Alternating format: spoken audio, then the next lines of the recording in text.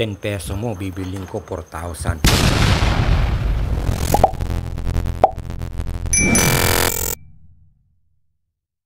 Marami ang hindi nakakaalam nito mga boss. Pero alam nyo ba, sa industriya ng pangongolekta ng barya, may mga 10 peso na hinahanap ng mga legit na coin collectors at binibili sa mataas na halaga.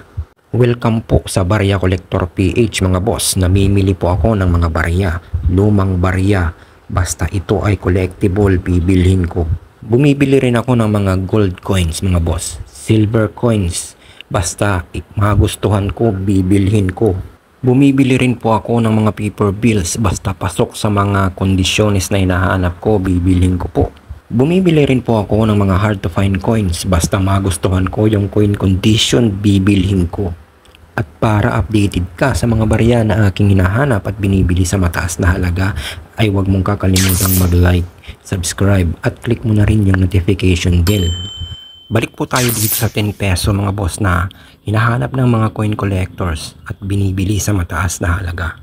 Bakit po ito binibili ng mga coin collectors mga boss? Mayroon kasi mga coin collectors na nagbubuo ng mga 10 peso BSP series mga boss. Lalong lalo na po yung mga baguhan na wala pang mga naiipon o wala pang mga nakikita na mga 10 peso tulad ng mga hard to find coins. Itong mga hard to find coins kasi mga boss, ito yung mga kokonti lang ang ginawa ng BSP.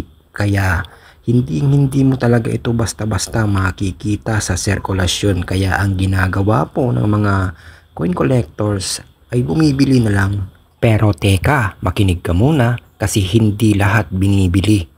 May mga specific year lang mga boss, specific year sa bawat coins ang hinahanap at itong mga year na ito ay ito po ang may mga matataas na collector's value.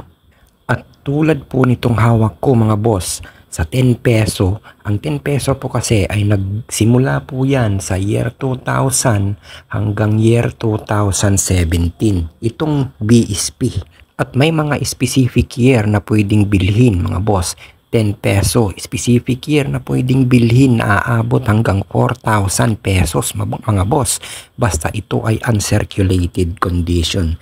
Ang presyo po kasi ay nagdidepende sa kondisyon ng barya, kung gaano kaganda ang hawak mo na barya. At kung marami kang naipon nito, bibilhin ko po 1,000 to 2,500. Depende sa coin condition. At kung uncirculated condition mga boss, bibiling ko po 4,000.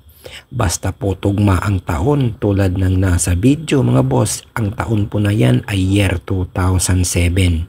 Ang year 2007 mga boss ay itinuturing ng mga coin collectors na hard to find coin.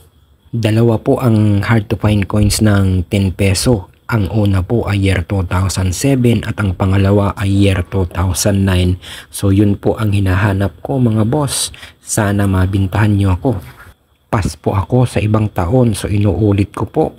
Sa 10 peso ang hinahanap ko year 2007 at year 2009. Bibiling ko 4,000 basta uncirculated condition. Okay po, maraming salamat.